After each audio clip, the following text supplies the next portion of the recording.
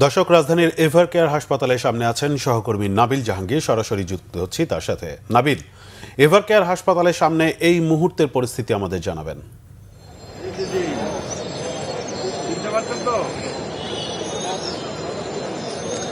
রায়হান বেগম জিয়ার চিরবিদায়ে গোটা দেশ শোকে স্তব্ধ।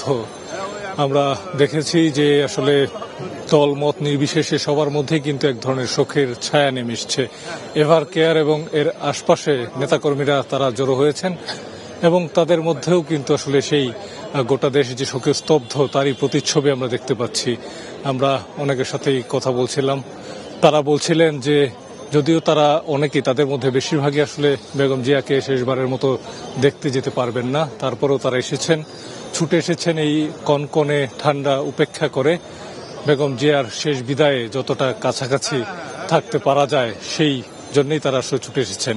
আপনি জানেন যে সাধারণ মানুষের সাথে বেগম জিয়ার যে সম্পর্ক সেটি আসলে ভালোবাসার সম্পর্ক, আবেগের সম্পর্ক, এবং সেই আবেগ ভালোবাসা থেকেই কিন্তু আসলে যারা সাধারণ মানুষ রয়েছেন এবং দলের নেতাকর্মীরা রয়েছেন তারা এভার কেয়ার এবং তার আশপাশের এলাকায় এসে জড়ো হয়েছেন। আমরা সকাল থেকেই দেখেছি এখানে কিন্তু বিএনপির যারা নেতাকর্মী রয়েছেন তারা আসছেন, তারা বেগম জিয়ার এই চিরবিদায়ে শোক প্রকাশ করছেন এবং বিএনপির অনেক কেন্দ্রীয় নেতাও এসছেন এবং অন্যান্য দলের নেতারাও কিন্তু আসছেন। কিছুক্ষণ আগে আমরা দেখেছি জুনায়েদ সাকি, তিনি এসেছেন বেগম জিয়াকে শেষবারের মতো বিদায় জানাতে। আপনি জানেন যে বেগম জিয়া দীর্ঘদিন ধরে সাধারণ মানুষের জন্য, এই দেশের জন্য লড়াই সংগ্রাম করেছেন এবং এই কারণেই মানুষের সাথে তার যে সম্পর্ক সেটি অত্যন্ত গভীর।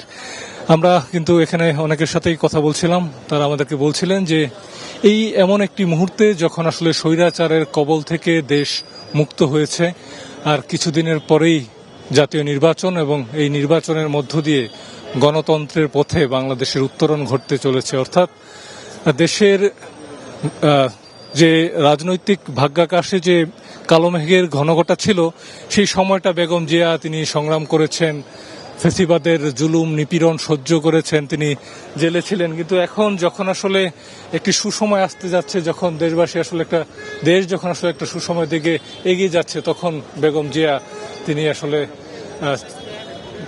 চিরকালের জন্য আসলে বিদায় জানিয়ে দেশবাসীকে চলে গেলেন এবং তারা বলছেন যে এটি আসলে অত্যন্ত হৃদয় বিদারক একটি ঘটনা, যেহেতু এখন একটি সুসময় আসছে, এমন একটি সময় তিনি চলে গেলেন।